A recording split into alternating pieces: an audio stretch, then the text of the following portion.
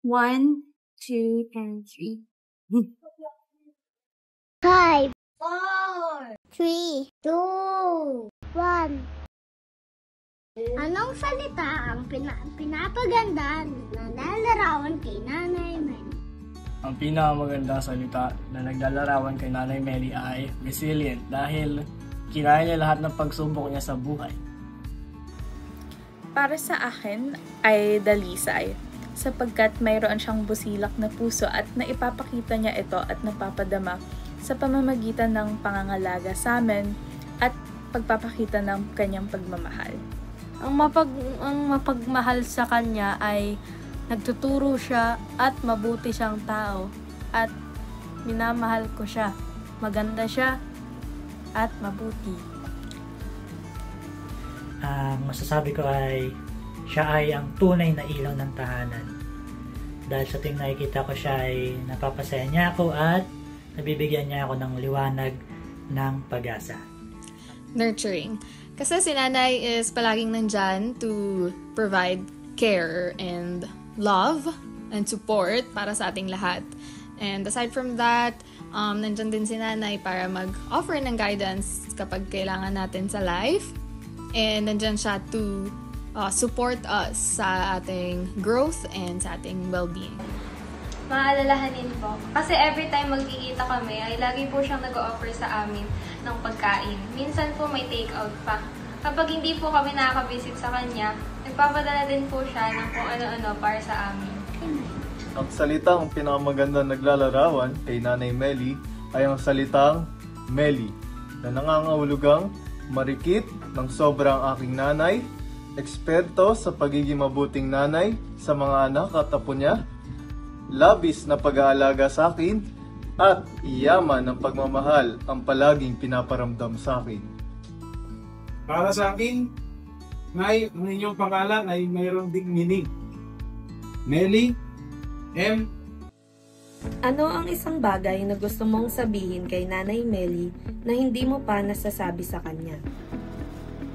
Believe ako sa lakas niya dahil nakapagpalaki siya hindi lang ng maraming mga anak, pero mga anak na may mabubuting puso. At bukod doon, kung sino man kami ngayon, kung sino man sila, kung ano man yung mga wins nila in life, I think we all owe it to her, and I want to thank her for that. Thank you very much. I'm grateful for everything you've done and continue to do so. You're a blessing in my life and I love you so much. Nay, nais ko pong malaman nyo na naging inspirasyon mo kayo ng lahat dahil sa inyong kabaitan at pagmamahal. Gusto ko rin pong magpasalamat dahil po ikaw ang aking naging biyanan. At itinuring niyo rin po ako bilang isang tunay niyo anak. Salamat po, Nay. Nay, isa ka sa nagpapalakas ng loob ko namin dito sa kahit malayo kami dyan. She used to teach me in AP po, and I just want to thank her for always teaching me in AP. Unang-una sa lahat, salamat Nay. Salamat po sa lahat. Simula pagkabata hanggang ngayon, nandyan pa rin kayo para sa aming mga apo nyo.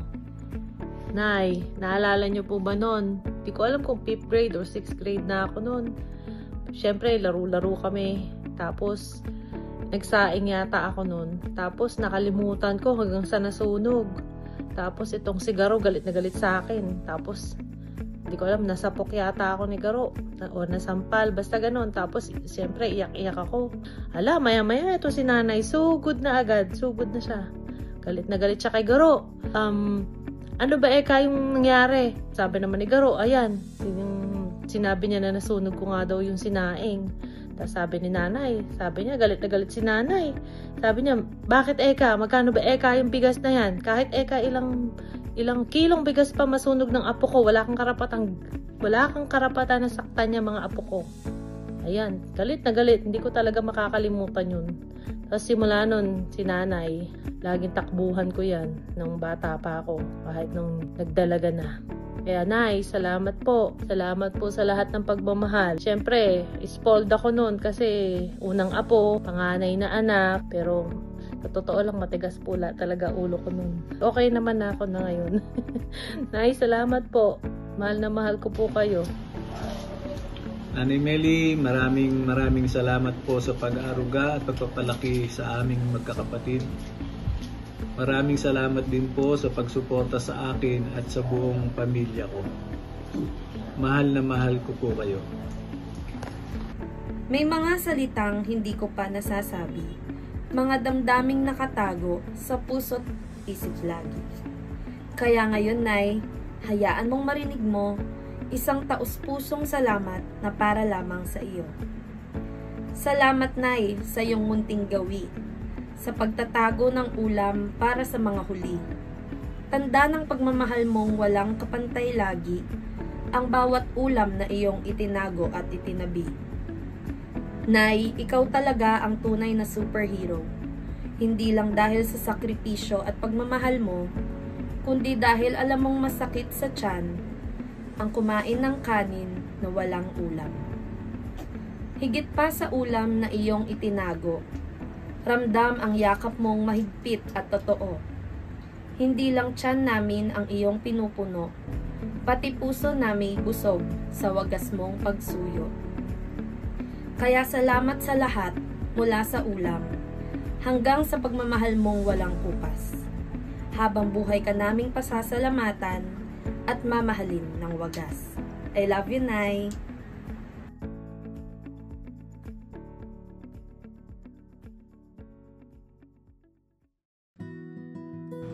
Anong aral ang itinuro ni Nanay na hindi mo malilimutan?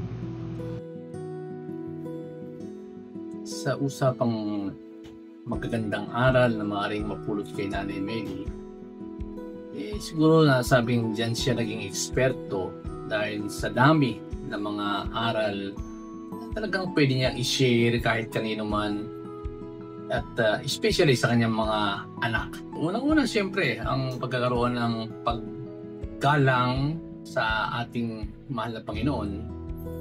Pero ang isa pa na talagang tumanim sa isipan ko ay kung paano niya minulat sa aming mga anak niya ang pagkakaroon ng isang mabuting pamilya. Paano niya hinandle ito na ipinakita sa amin na nanatiling buo sa hirap man o ginhawa, buo ang aming pamilya.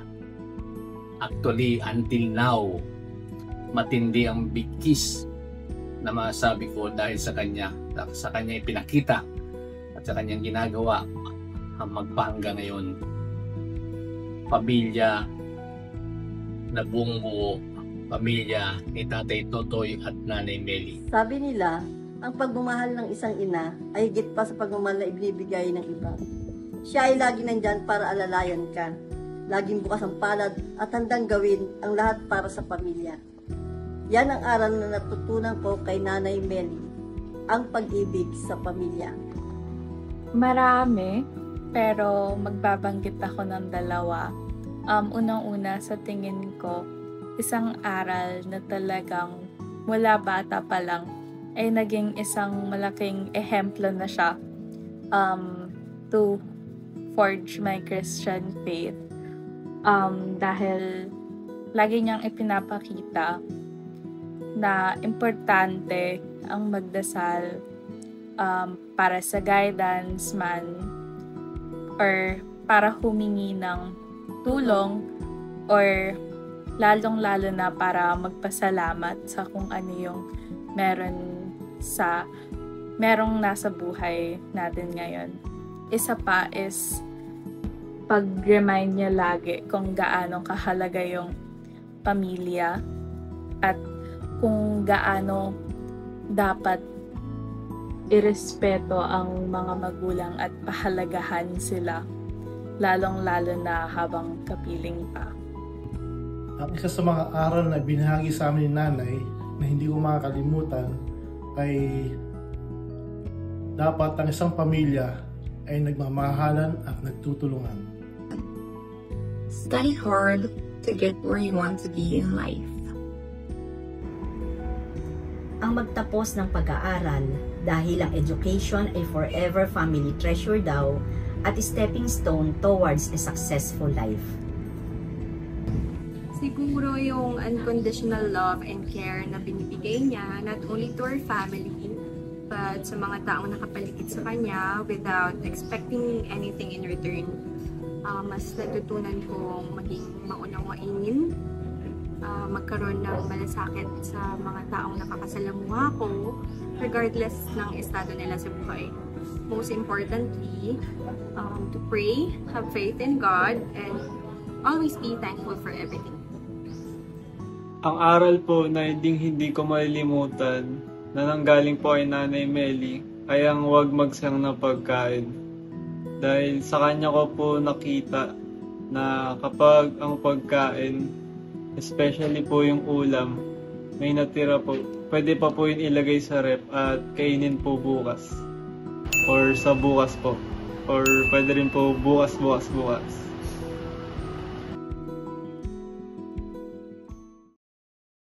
Ano ang pinaka-paborito mo na katawang alaala kasama si Nanay? Ang pinaka-paborito kong nakakatawang alaala na kasama ko si Nanay ay nang minsan kami ay namasyal sa isang lugar. Alam mo naman, si Nanay, kapag napupunta sa ibang lugar, hindi papayag yan nang hindi siya napipicturan. Kaya, pinicturan ko siya. Pero sabi ko, Nay, para maiba naman ang pose mo, subukan natin yung ganitong pose. Inong, para ang hirap naman yata ng ganyan. Hindi, Nay, maganda ka nga sa pose na yan eh. O, tingnan mo. O, di ba? Kaya mo, Nay? Nung bata pa ako, pag nagbabakasyon ako sa Gapan, dalawa lang kami ni Nanay magdamag. Simula umaga hanggang gabi, nagtutongits lang kami.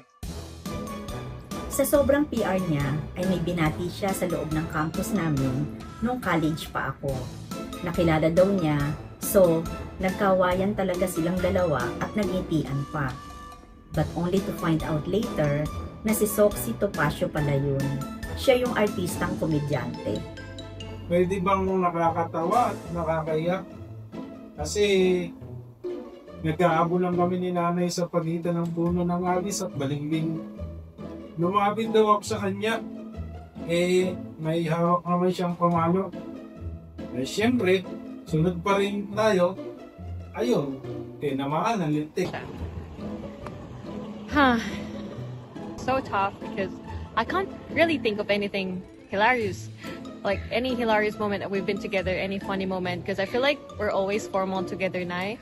I feel like, I don't know, we're just too formal. But something suddenly popped in my head, which I think I have to bring her back so I'd remember. Well, nag-uday ako, nakapag-Australia na ako. Nandito na ako sa Australia kay naalala ko dati, nagkwento ako dun kay Nanay sa hulo, nagtawa-tawa siya. Namit ko na dito kung sino man yung mga pinag-mimit ko dati, andito na yung mga amo ko, bago na yung amo ko, hindi na ako dun sa dati, kaya thankful man ako sa Nay sa lahat ng tulong mo. Andito na ako sa Australia kay medyo nakalimutan ko na yung pagbisaya, pero ito nanumbalik. Dahil dito sa mga questions na pinagpapadala nila Aisil, nila Kuya, talagang nanumbalik yung pusong Bisaya ko, Nay.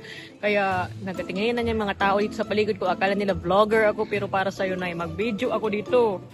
So thank you talaga, Nay.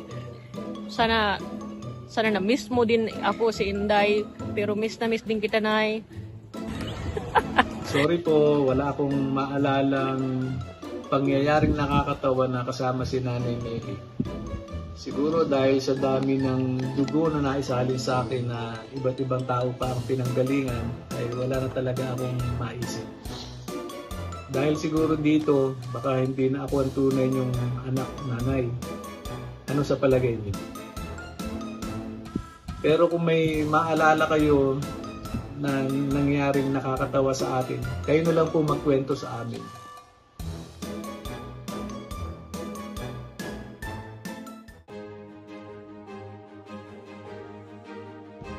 Kung bibigyan mong award si nanay, anong klaseng award yun? Wala na siguro kung ibang maisip na award na pwedeng ibigay kay nanay. The best mom in the whole wide world. Ako naman, ang ibibigay ko na award kay nanay ay Wagas na Magmahal Award. Dahil kahit malayo kami, nararamdaman pa rin namin yung pagmamahal niya, like sa social media. Teki na si nanay ngayon, so pala-comment siya, tapos pala-chat din siya upang mangamusta sa amin. At sobra kaming nagpapasalamat na kahit malayo man siya, sinusubukan niya pa rin iparamdam yung pagmamahal niya sa amin sa ganong paraan. Ibibigay ko kay nanay ang Langaw Terminator Award dahil sa SWAT ni nanay, Langaw siguradong goodbye. Kahit gano'n pa kalito kalaki ang langaw na yan or kahit ninja moves pa ang galawan, isang pitik lang ni nanay, odas ang langaw. Pero higit pa sa pagpatay sa langaw, gusto lang talaga ni nanay ay hindi kami may istorbo, lalo na kapag kasama namin siya. Gusto niya, komportable kami, masaya kami, at wala kaming inintinding problema pag dumadanaw kami sa kanya. Si nanay hindi lang champion sa pagpago ng langaw, kundi sa pagtitiyak na palagi kaming panatag, busog, at payapa pagkasama siya. Pusong Ginto o Heart of Gold Award kasi si nanay sobrang mapagmahal, sobrang mapagbigay, tsaka matulungin. Kahit kanino, pero lalong-lalo na of course sa family niya.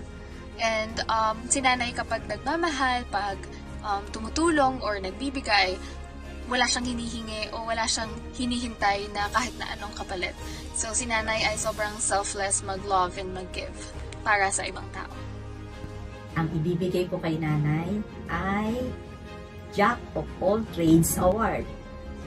Siya kasi ang the beauty and brain na nanay na forever maasikaso sa family and extended family.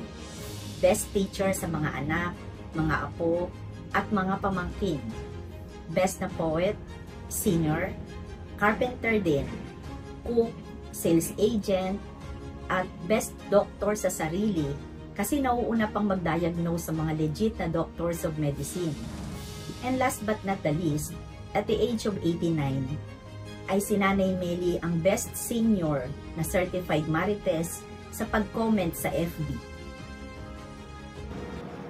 Ang award na ibibigay ko sa kanya is the best lola and the best guro. Kung bibigyan ng award si nanay, tatawagin natin niya Gasera Award. Kasi nung mga bata pa kami, naalala ko sa lumang bahay sa Santa Cruz, yung lumang gasera doon na paborito ko pang kalikutin niya doon. So parang gasera, yung tinatanglawan niya yung mga taong nakapaligid sa kanya, hindi lang yung asawa niya, si Tatay Totoy, yung mga anak niya, yung mga apo niya, pati mga pamangkin, tsaka yung mga kaibigan at mga tao na kapaligid sa kanya. So, ayun. So, parang gasera din. Ang in-expect natin is ipapasa niya din yon or ipapasa yung gasera na yon sa mga taong natulungan at nagabayan niya. So, yung mga Reyna ng Pamilya Villarreal. The best Nanay Award goes to Nanay Meli! Best Nanay ever!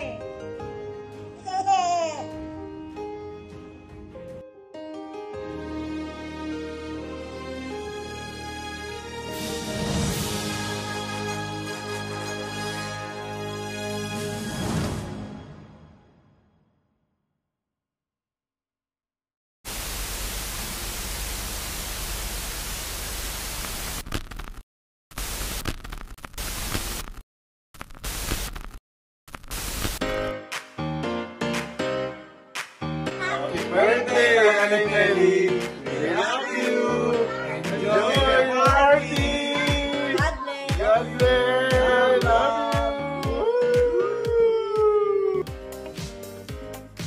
birthday, Nay. Kita-kits mo tayo pag-uwi namin. Palagi niyo pong alagaan yung health niyo. Sana po sa susunod na birthday niyo makasama na po ako pag-celebrate. Love you po, miss ko na po kayo. Happy birthday ulit. Hi Nanay! Happy birthday! I love you! Nay, even we're distance apart, you're always here in my heart. So, lagi po kayong mag-ingat at huwag pong laging nag-iisip ng kung ano-ano. Nandito lang po kami lagi, one call away. Love you and enjoy your special day. Happy 18th birthday po, Nan. Mama, chup chup. God bless us all. Thank you. Happy birthday, Nay. We hope na you enjoy your day. And katulad mo po, we will be praying for you. Not only on your birthday, but always. And, ayun, we hope that you remain as beautiful, as strong, and as wonderful as you are right now. We love you po. And ang idadagdag ko pa dun is, salamat sa inyo. Annyeonghaseyo. Happy birthday, Happy Nay! birthday po, Nanay! Hi, Nanay! Happy birthday po. I miss you so much. Ganito po pala pag nag-a-abroad. Malayo, tapos hindi basta-basta nakakapunta sa mga gatherings ng Villarreal fam, and hindi basta-basta nakakabisita sa Gapan. Pero kahit na ganun po, please know na love ko po kayo. Palagi ko po kayo naiisip. And sobrang miss ko na po kayo. Sana soon makabisita. Sana makaipon para makauwi ng Pinas. So, ayun po. Happy birthday, Nanay. Thank you for everything na you've given us all sa lahat ng love and care na binigay niyo po sa aming lahat. I love you, Nanay. I miss you and happy birthday po ulit. Happy birthday, Nanay. You know how grateful we are ng mga apo mo for having you as our grandmother. You're really one of the best, Nay. Sobrang swerte namin sa'yo. And sana po alam ninyo kung gaano kami ka-blessed na ikaw and si Tata yung nag-guide sa papa namin, kami nila kuya. Thank you, Nay, kasi ang dami naming aral na nakuha kay Papa na for sure coming sa pagpapalaki niyo po sa kanila. Sana, Nay, happy po kayo ngayong birthday nyo. I-cherish lang po natin yung every moment. And, ayun po. Sana po mag-enjoy kayo dyan sa birthday ninyo. And, nandyan yung mga anak nyo, mga apo nyo. And, ayun, Nay. Hope to see you soon. I love you. Happy birthday, Nanay! Love you! Happy birthday to the best nanay in the world! Love you! Para sa iyo, Nanay. Happy birthday to you, maligayang bati. My only dear Nanay, ang nanay kong tangi. My sincere wish for you, ang tangi kong mithi. May you live long, mabuhay kang lagi. Nay Meli, I want to wish you the best of health and God's guidance para mawala na totally ang pagiging nervyosa mo. And for sure, lalampas ka pa sa 100 years old at marireceive mo ang 100,000. 150,000 pala ang sabi mo. As always, just take care and we love you so much. Love you! Happy birthday! I love you! Hi Ninang, happy birthday. Sana mahaba pa yung marami pang mga birthday dumating sa iyo at malakas ka palagi sa araw ng birthday mo. Sana magkasama pa rin tayo. At naiyak na ako. Sorry. Masaya ako dahil ikaw ang inano ko sa sarili ko nga, ikaw ang nanay ko. Masaya ako dahil yung mga anak mo, tinuturi ako na kamag-anak. Maraming salamat po, Ninang. Happy birthday. I love you. Happy birthday, Lola dear. Wishing you a good health and stability. Salamat sa pagmamahal at paggabay niyo po sa amin. Mahal na mahal po kita at andito pa rin ako parati po para sa inyo. At kung ano po ang bilin sa akin ni Lolo, tutuparin ko po yun. I love you and happy birthday ulit. Happy birthday, Nanay. Thank you for unconditional love throughout the years. And I hope you enjoy this special day. And don't forget to smile. and may God bless you po. Mahal na mahal ka po namin. Happy birthday po, Nanay Melly. Happy birthday, Nay. Hello po. Sana po kayo dyan, Nay. Okay lang naman ako dito. Dito pa rin ako sa Myanmar, Nay, nagtuturo. Happy birthday, Nanay Melly. Miss na miss ka na po namin. Miss na po kita. Sana po siguro within this year, pag makauwi ako ng December, magbisita ko po kayo. Bisitahin namin kayo, kami mag-anak po. I love you, Nay. We love you po. Miss na po namin kayo. See you soon, Nay. Love you. Happy birthday po, Nanay Melly. We love you po and I miss you so much na po. Happy birthday, Nanay. Sana maging masaya ka sa iyong kaarawan. Sa iyong ika-89th birthday. I love you. Happy birthday, Nanay Melly.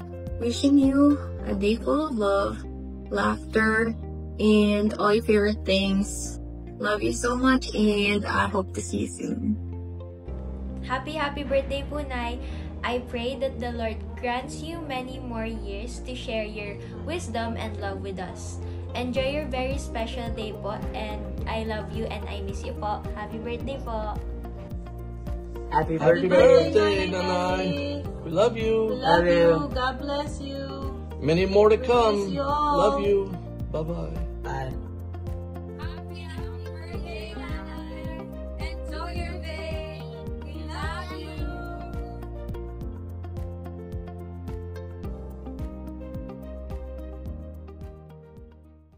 Ay, sa wakas.